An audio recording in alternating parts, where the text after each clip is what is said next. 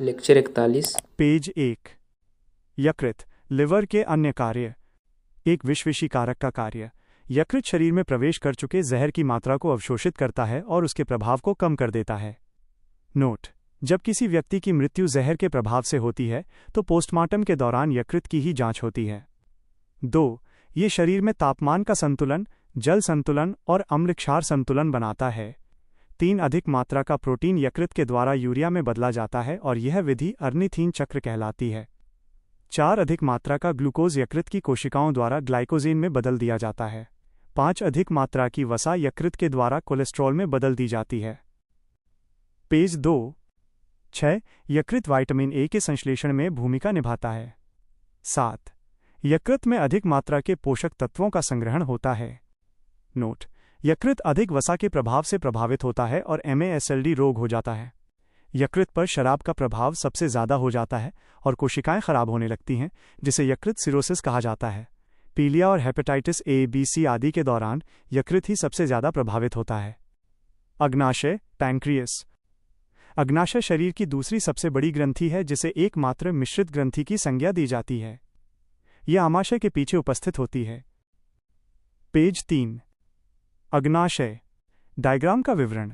ये एक फ्लोचार्ट है जो अग्नाशय के दो मुख्य भागों और उनके कार्यों को दर्शाता है।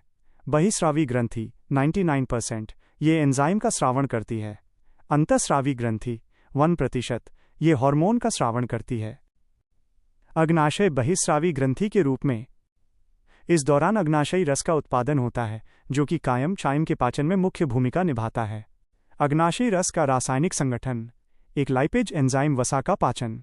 2 एमाइलेज एंजाइम कार्बोहाइड्रेट अर्थात स्टार्च का पाचन करता है। 3 ट्रिप्सिन एंजाइम प्रोटीन का पाचन। 4 काइमोट्रिप्सिन एंजाइम प्रोटीन का पाचन। पेज 4। 5 ट्रिप्सिनोजेन एंजाइम प्रोटीन का पाचन। डायग्राम का विवरण। यहाँ एक बार चार्ट बार ग्राफ दिखाया गया है जो अग्नाशयी रस को पूर्ण पाचक रस के रूप में प्रदर्शित करता है। इसमें 3 स्तंभ बार्स हैं: प्रोटीन, प्रोटीन, कार्बोहाइड्रेट, कार्बोहाइड्रेट, वसा फैट। ये दर्शाता है कि अग्नाशयी रस इन तीनों प्रमुख पोषक तत्वों को पचाने में सक्षम है। अग्नाशय अंतःस्रावी के रूप में। डायग्राम का विवरण। यहाँ अग्नाशय की संरचना का एक रेखा चित्र है जिसमें हेड, बॉडी और टेल को दर्शाया गया है। इसमें लैंगरहैंस द्वारा खोजी गई आइसलेट्स द्वीपिका दिखाई गई हैं, जो संख्या में लाखों में होती हैं। इन्हें लैंगरहैंस की द्वीपिका कहा जाता है। एक द्वीपिका की आंतरिक संरचना में 4 प्रकार की कोशिकाएं दिखाई गई हैं जो हार्मोन का निर्माण करती हैं: alpha, cell beta, cell delta, cell gamma, cell. Page 5। अग्नाशय में लैंगरहैंस की द्वीपिकाएं पाई जाती हैं जिसमें अल्फा, बेटा, डेल्टा, गामा कोशिकाएं होती हैं और इन्हीं के द्वारा हार्मोन्स का उत्पादन होता है। 1 अल्फा सेल ग्लूकेगॉन हार्मोन, ये रक्त में ग्लूकोज की मात्रा बढ़ाता है। Hyperglycaemic hormone.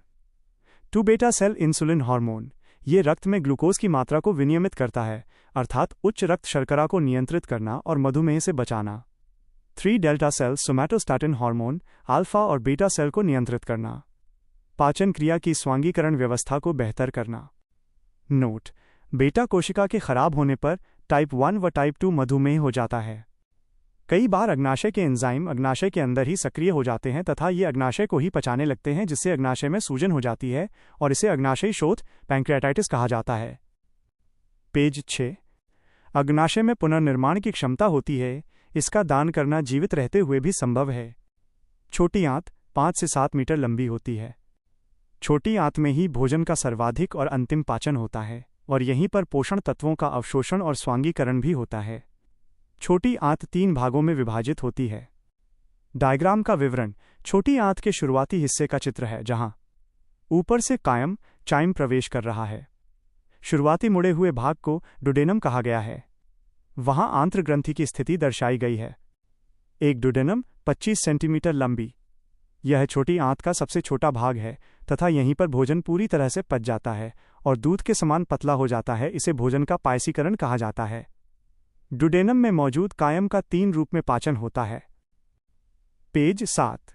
डायग्राम का विवरण। एक प्रवाह आरेख फ्लो डायग्राम दिखाया गया है जो कायम के पाचन की प्रक्रिया को स्पष्ट करता है।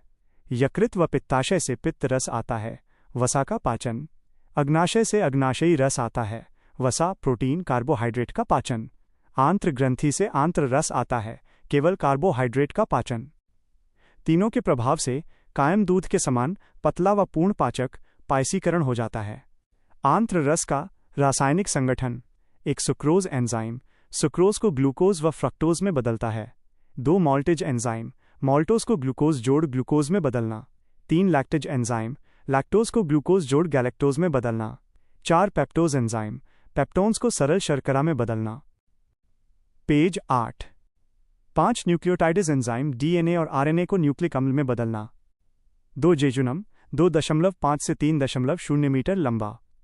ये छोटी आंत का दूसरा भाग है जो कि माध्यम का कार्य करता है तथा पायसीकृत भोजन को सीधे इलियम में प्रवेश करा देता है। 3 इलियम 3.5 से 4.0 मीटर। यह छोटी आंत का अंतिम भाग है। यहाँ पर भोजन से पोषक तत्वों का अवशोषण होता है तथा स्वांगीकरण की प्रक्रिया संपन्न होती है। डायग्राम का विवरण इलियम की आंतरिक दीवार का चित्रण है। इसमें अंगुलीनुमा संरचनाएं दिखाई गई हैं जिन्हें सूक्ष्म रसांकुर माइक्रोविलाई कहा जाता है। इनका कार्य पृष्ठीय क्षेत्रफल बढ़ाकर पोषक तत्वों का अवशोषण करना है। यहाँ से पोषक तत्व रक्त के माध्यम से कोशिका में प्रवेश करते हैं जिसे स्वांगीकरण कहा गया है। पेज 9।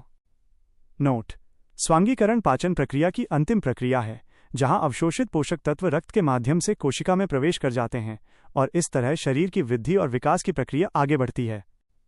बड़ी आंत डायग्राम का विवरण: बड़ी आंत का एक रेखा चित्र आउटलाइन दिया गया है जिसके विभिन्न भागों को लेबल किया गया है। सीकम शुरुआती हिस्सा जहां से अपेंडिक्स जुड़ा है। कोलन मुख्य बड़ा हिस्सा। रेक्टम जहां अपशिष्ट जमा होता है। गुदाद्वार। एनस अंतिम निकास। अपेंडिक्स की बीमारी को अपेंडिसाइटिस दर्शाया गया है। नोट में लिखा है: भोजन से जल, विटामिन, खनिज का अवशोषण। बड़ी आंत शेष बचे हुए भोज्य पदार्थों से जल, इलेक्ट्रोलाइट, विटामिन्स व खनिज आदि का अवशोषण करती है। इसमें कोई खास पाचन क्रिया नहीं होती, यहीं से मल का निर्माण होता है जो कि गुदाद्वार के माध्यम से बाहर निकलता है। पेज 10। बड़ी आंत 3 भागों में विभाजित होती है।